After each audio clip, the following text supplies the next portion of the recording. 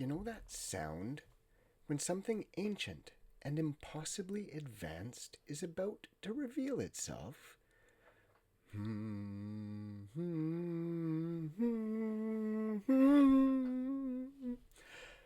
Okay. CSS transforms have that same strange power. A shape sits in silence, obedient to the grid, until the moment we decide to bend the rules. We change its angle, its size, its axis. Suddenly, we're not decorating anymore, we're transforming reality.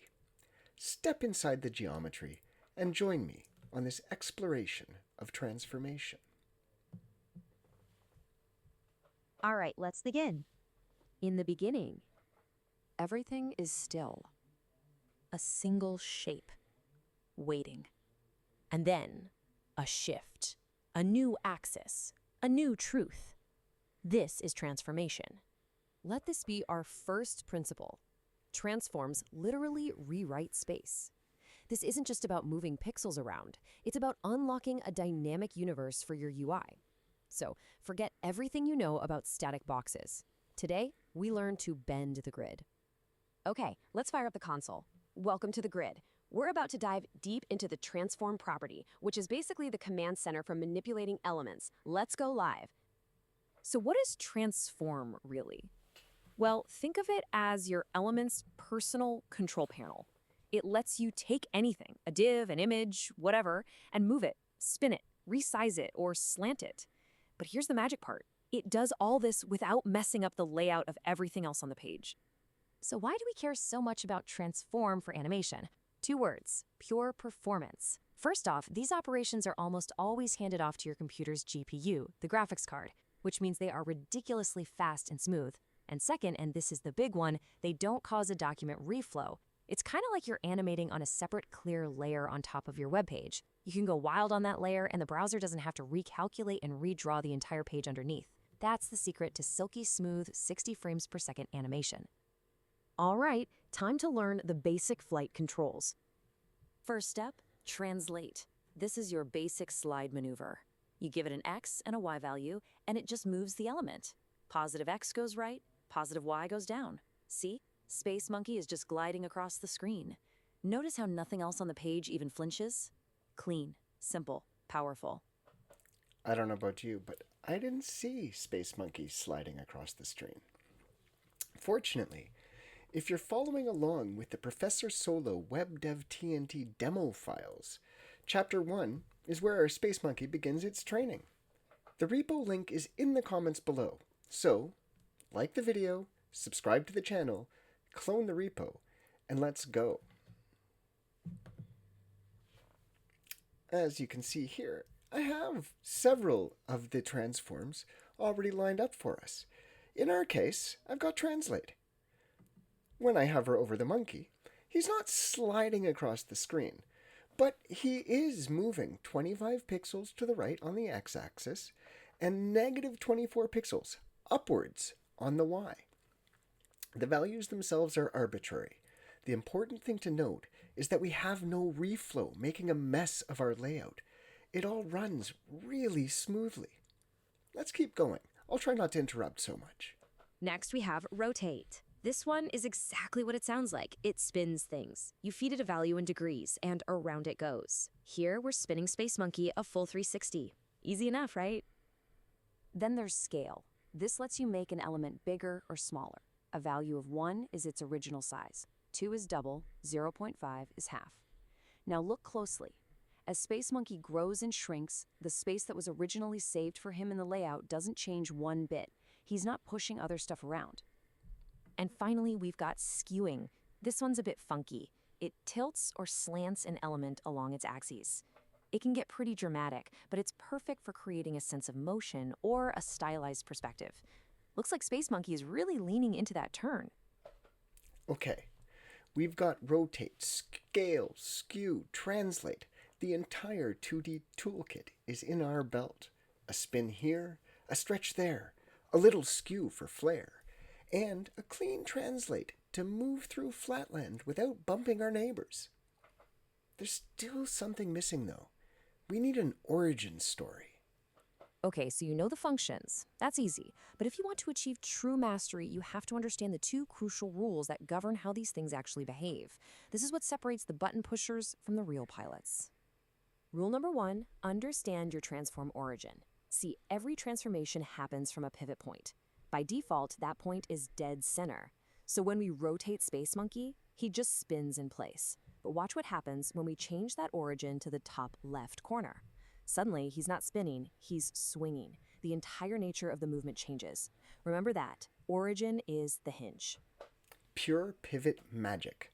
Same Space Monkey, same transform, totally different result, just by shifting the origin. And now for maybe the most important aha moment you'll have with transforms. Order matters a lot. Look at the screen.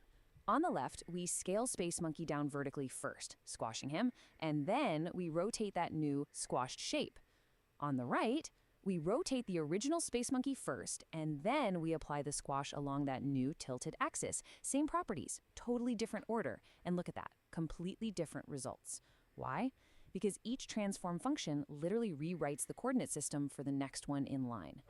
Let's take a closer look at this. Here, I've got scale then rotate. When I hover over the monkey, it scales and rotates. Now, if I look at rotate and scale, I do the same thing and it's still rotating and scaling. But you'll notice in this second example, we still have a rectangular shape. It's scaled first into a flatter rectangle and then rotated. If we look at the scale then rotate, we get almost a diamond shape. That's where our real power stacks. Rotate then scale, one result. Scale then rotate, completely different. Order is destiny in all dimensions. So, you've got a handle on the 2D plane. You understand the rules of motion. It's time to level up. Let's break out of the flatlands and add a whole new dimension to our work. Welcome to 3D. Okay, let's try a classic 3D move, flipping a card over using rotate Y. We'll apply it and, that's not right. It just looks like it's squishing horizontally. It doesn't look 3D at all. Yeah, Space Monkey's confused too. What are we missing here? We're missing perspective. Perspective is the CSS property that creates the illusion of depth, that feeling of 3D space. And here it is, the number one mistake every single person makes when they start with 3D transforms. You do not put perspective on the element you're transforming. You put it on the parent container, the stage where all the action is taking place. Here's the best way to think about it. Perspective is the camera.